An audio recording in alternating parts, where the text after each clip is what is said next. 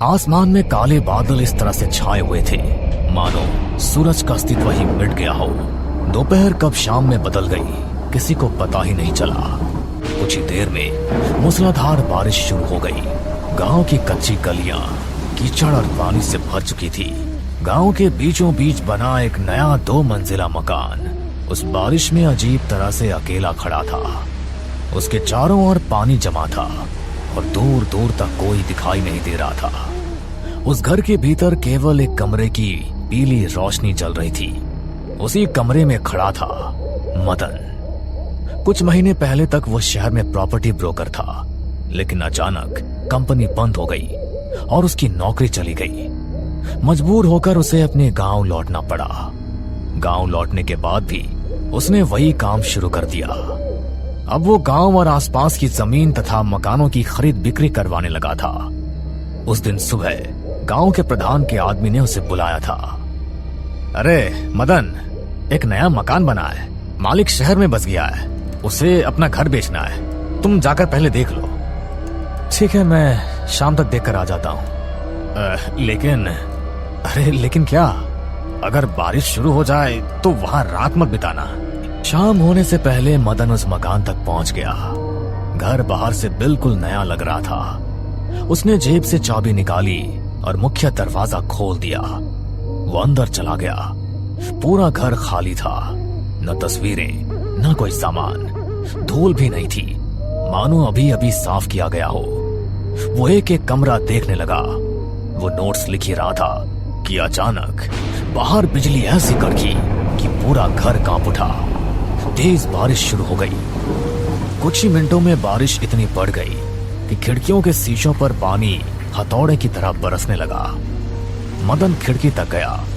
बाहर कुछ भी दिखाई नहीं दे रहा था। उसने मोबाइल निकाला, नेटवर्क गायब। वाह, अब बस यही बाकी था।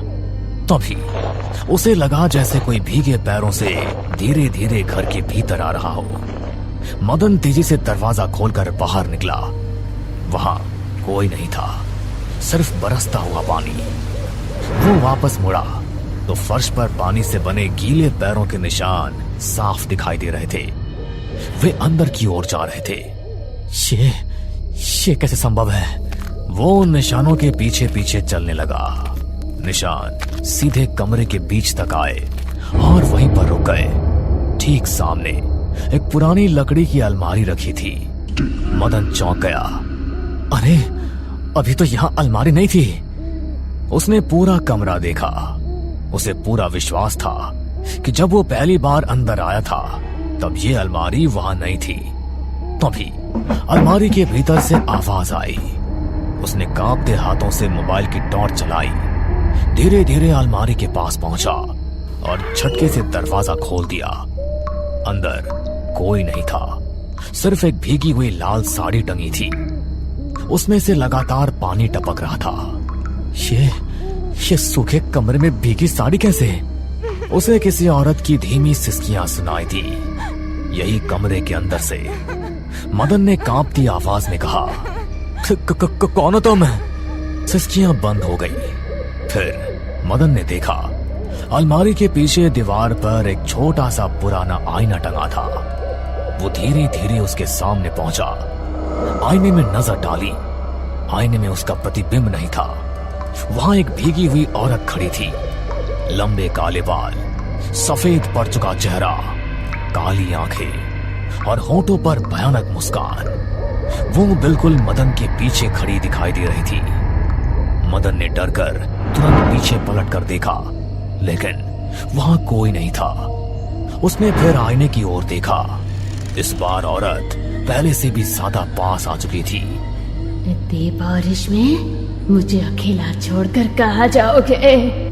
कमरा घने अंधेरे में डूब गया और अंधेरे के भीतर किसी ने उसके बिल्कुल पास आकर कहा, अब तुम भी यहीं रहोगे? उसी समय उसकी मोबाइल टॉर्च अपने आप जल उठी। पीली रोशनी कमरे में फैली।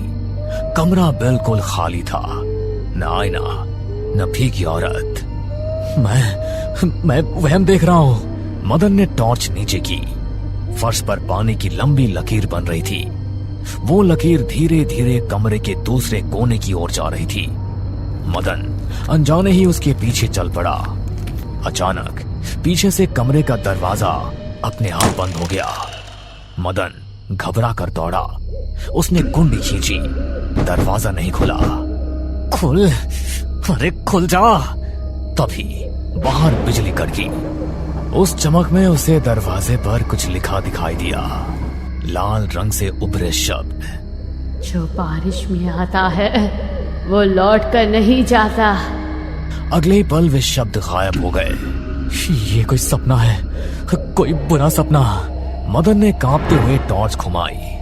भीगी हुई लाल साड़ी हवा में धीरे धीरे हिल रही थी, लेकिन इस बार उसके नीचे दो पैर दिखाई दे रहे थे, गोरे, कीचड़ से सने, और उनसे लगातार पानी टपक रहा था। धीरे धीरे टॉर्च की रोशनी ऊपर उठी, कमर, बाल, लेकिन चेहरा दिखाई देने से पहले ही टॉर्च झिलमिलाने लगी और अचानक से बुझ गई। पूरा कमरा फिर से अंधेरे में डूब गया। तभी उसके सामने किसी औरत की धीमी हंसी गूंजी। देखो, मुझसे दूर रहो। अचानक टॉर्च फिर से जल उठा। इस बार साड़ी वहां नहीं थी, लेकिन फर्श पर कुछ और दिखाई दिया। इंसानी पैरों के निशान अब पंजों में बदल चुके थे। 4 लंबे नुकीले पंजे, मानो किसी जानवर ने गीले फर्श पर चलकर ये निशान बनाए हों। वे पंजे सीधे कमरे के बीच पड़े पुराने बिस्तर तक जा रहे थे। मदन ने पहली बार उस बिस्तर को गौर से देखा। जब वो घर में आया था तब वहां कोई बिस्तर नहीं था। अब वो पुराना, टूटा हुआ और भीगा हुआ पड़ा था। उस पर किसी के बैठने से गद्दा हल्का हल्का दब रहा था, जबकि वहां कोई दिखाई नहीं दे रहा था। अचानक गद्दा पूरी तरह धंस गया, मानो कोई उस पर लेट गया हो, और अगले ही पल, मुझे बाहर मत छोड़ो। मदन पूरी ताकत से दरवाजे पर लात मारने लगा। तीसरी लात पर कुंडी टूट गई, दरवाजा खुल गया।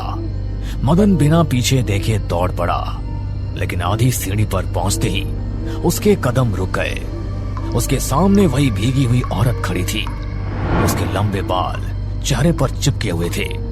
चेहरा साफ दिखाई नहीं दे रहा था, लेकिन उसकी गर्दन अस्वाभाविक रूप से एक ओर मुड़ी हुई थी। वो धीरे धीरे अपना सिर ऊपर उठाने लगी। मदन ने डर के मारे आंखें बंद कर ली। भगवान!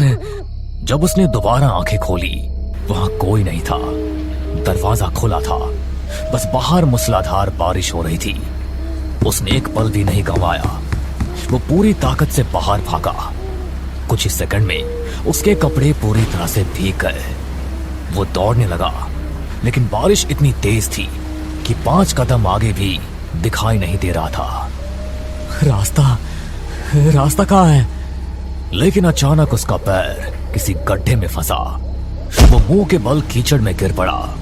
उठकर उसने चारों ओर देखा। वो फिर उसी घर के सामने खड़ा था। नहीं। वो दूसरी दिशा में भागा। करीब 5 मिनट तक लगातार दौड़ता रहा, लेकिन जब रुका, फिर से वही घर। ये कैसे हो सकता है? तभी दूर बिजली चमकी। उस चमक से उसे सड़क पर एक आदमी दिखाई दिया, सिर पर गमछा, हाथ में लालटेन। अरे सुनिए भैया, मेरी मदद कीजिए प्लीज। मदन पास पहुंचा। मैं रास्ता भटक गया हूं। आदमी ने धीरे धीरे लालटेन ऊपर उठाई। उसका चेहरा रोशनी में आया। चेहरा बहुत डरावना था। मदन डर के पीछे हटने लगा, लेकिन तभी उस आदमी ने अपनी उंगली उठाकर पीछे की ओर इशारा किया। मदन ने पीछे देखा। बारिश के बीच करीब 10 कदम दूर वही भीगी हुई औरत खड़ी थी। औरत मदन की ओर बढ़ रही थी। मदन पूरी ताकत से भागा। अब उसे समझ में आ चुका था, वो जिस घर से भागा था, असल में भयावह सपना वहीं समाप्त नहीं हुआ था। असल आतंक तो उस घर के बाहर उसका इंतजार कर रहा था। मदन ने पीछे मुड़कर देखा। वही भीगी हुई औरत अब अकेली नहीं थी। उसके पीछे कई धुंधली आकृतियां खड़ी थी। और हर बिजली की चमक के साथ उनकी संख्या बढ़ती ही जा रही थी। हे भगवान, ये सब क्या है? कुछ दूर जाने पर उसे एक पुराना पीपल का पेड़ दिखाई दिया। उसके नीचे एक झोपड़ी थी जिसके भीतर से हल्की पीली रोशनी आ रही थी। मदन बिना सोचे समझे भीतर घुस गया। अंदर एक बहुत बूढ़ा व्यक्ति अंगीठी के पास बैठा था। उसकी लंबी सफेद दाढ़ी थी और आंखों में अजीब सी गंभीरता। बूढ़े ने बिना उसकी ओर देखे कहा, मैं जानता था आज जरूर कोई आएगा। बाबा, वो औरत, वो मेरे पीछे पड़ी है, मुझे बचा लीजिए। तू उस नए मकान में गया था? हाँ। तो फिर तूने उसे जगा दिया है। वो कौन है? बूढ़े ने बाहर बरसती बारिश को देखते हुए कहना शुरू किया, बहुत वर्ष पहले उसी जगह एक पुराना घर हुआ करता था। उसमें एक नवविवाहिता स्त्री रहती थी, माला। उसका पति कमाने शहर गया था पर कभी वापस नहीं लौटा। गांव वालों ने अफवाह फैला दी कि वह भाग गया है। कुछ लालची लोगों की नजर उसकी जमीन पर थी। एक रात ऐसी मूसलाधार बारिश हुई, वे लोग घर में घुसे। माला ने भागने की बहुत कोशिश की लेकिन उसे किसी ने धक्का दे दिया। उसका सिर दीवार से टकराया, माला वहीं मर गई। अपने अपराध को छिपाने के लिए उन्होंने पूरा घर गिरा दिया। बाद में उसी जगह नया मकान बना दिया। तो वो बदला ले रही है? नहीं, लेकिन वर्षों की पीड़ा ने उसकी आत्मा को विकृत कर दिया है। अब जो भी बारिश की रात उस घर में प्रवेश करता है वो उसके शाप में फंस जाता है। उसी समय झोपड़ी का दरवाजा अपने आप खुल गया। अंगीठी बुझ गई। पूरा कमरा अंधेरे में डूब गया। माला यहां आ गई। अचानक बिजली की चमक में वही भीगी हुई औरत का चेहरा साफ दिखाई दिया। मदन पीछे हट गया। देखो, मुझे छोड़ दो प्लीज।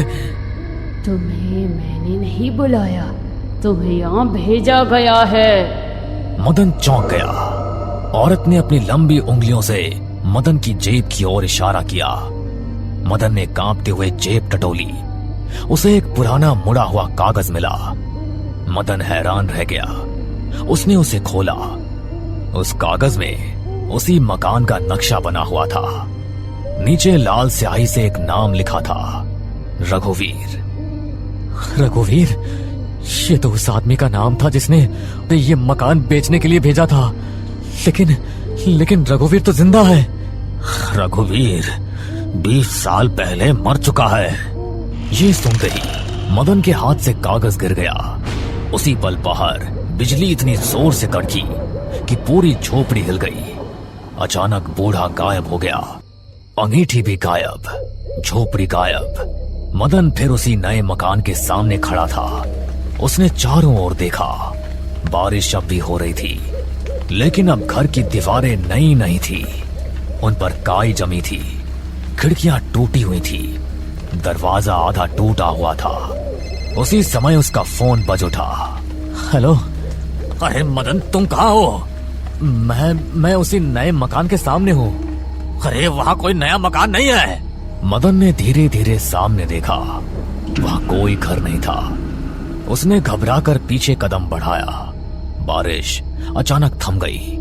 आसमान साफ होने लगा और वो औरत गायब हो गई। लेकिन एक रात फिर से मूसलाधार बारिश शुरू हो गई।